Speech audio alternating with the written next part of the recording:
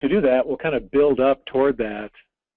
Here's a kind of row by row. As I click the screen, you'll see more rows coming up in terms of portfolio designs. So here is a variety of asset allocation models. All cash. All cash is an option. There are plenty of people who they make reference to being on the sidelines. Well, that expression means they're in cash. So the fact that that's not an uncommon expression indicates that that's a fairly common portfolio for people that are afraid of volatility of the equity markets. So just for the sake of full comparison, here's a portfolio of 100% cash over the last 45 years, 1970 through the end of 2014. It averaged 5.11%. That's probably a lot more than a client would expect right now as they consider what cash is returning. But that's the historical number. Standard deviation 3.5. That's characteristic of cash.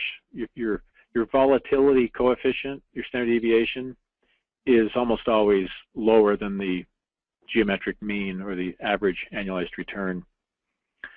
And then the next column is the average rolling 10-year return. So in this 45-year period, there were 21 10-year periods, rolling 10-year periods, 21 of them. The average 10-year rolling return is 5.6.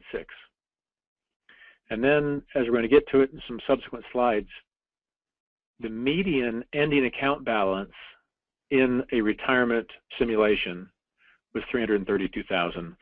That'll make more sense as we see more comparison portfolios like right now. So here's a 50% cash, 50% bonds. So we've moved from a very conservative risk level to a conservative, and some might call that additionally, or they might also call that very conservative.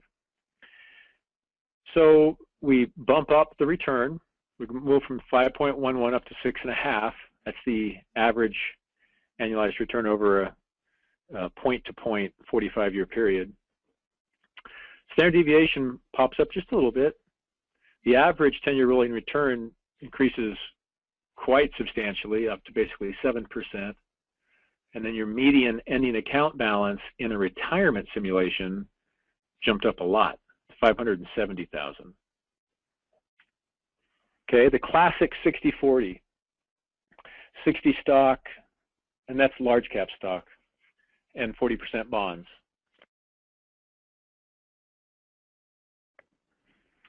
This is known as the balanced portfolio. So every major fund company has one. And the return obviously is going to increase over a 45-year period up to 9.8. That's the, and that, you know, when people ask, so what's the typical return of a stock portfolio? Our answer is 10%. Well, it's interesting to note that a 60-40 over the last 4.5 decades is also about 10%. Standard deviation, 11.2.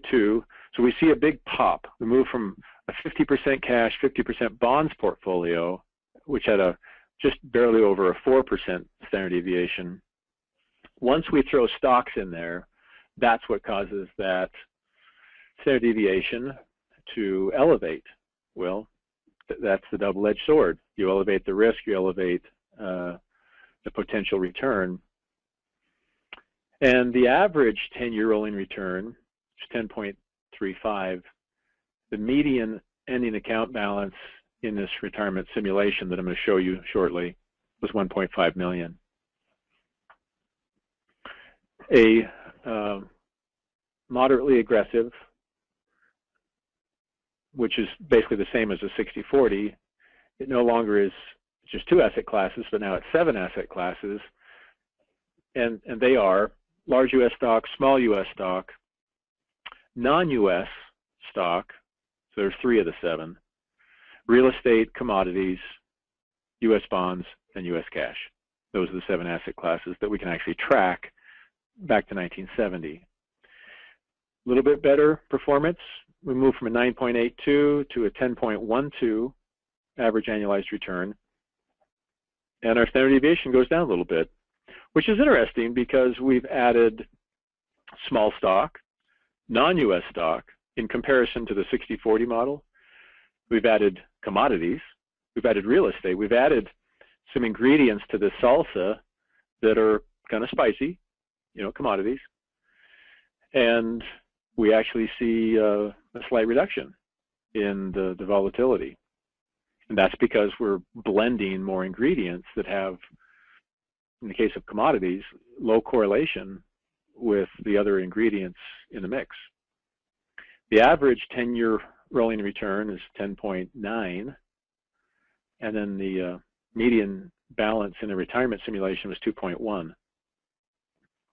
And finally, a very aggressive risk level, which would be just all stock.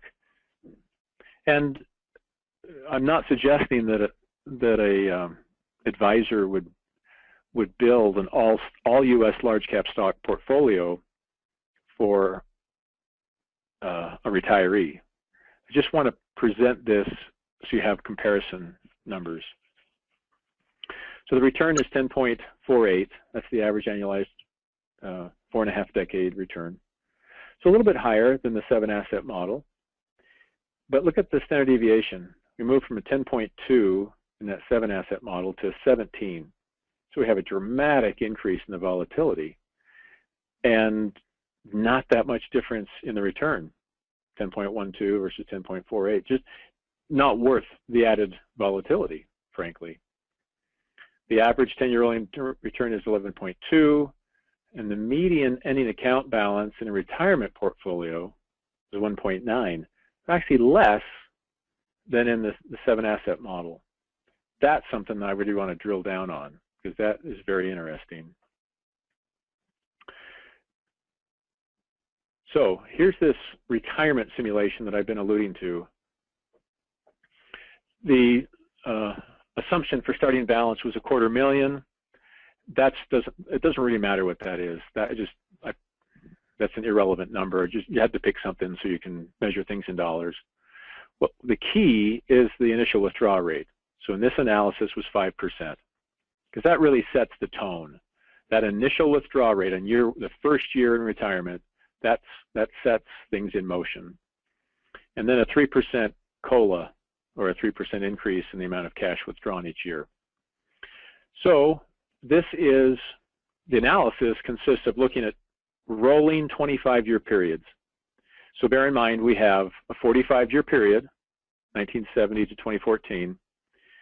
There were 21 rolling 25-year periods.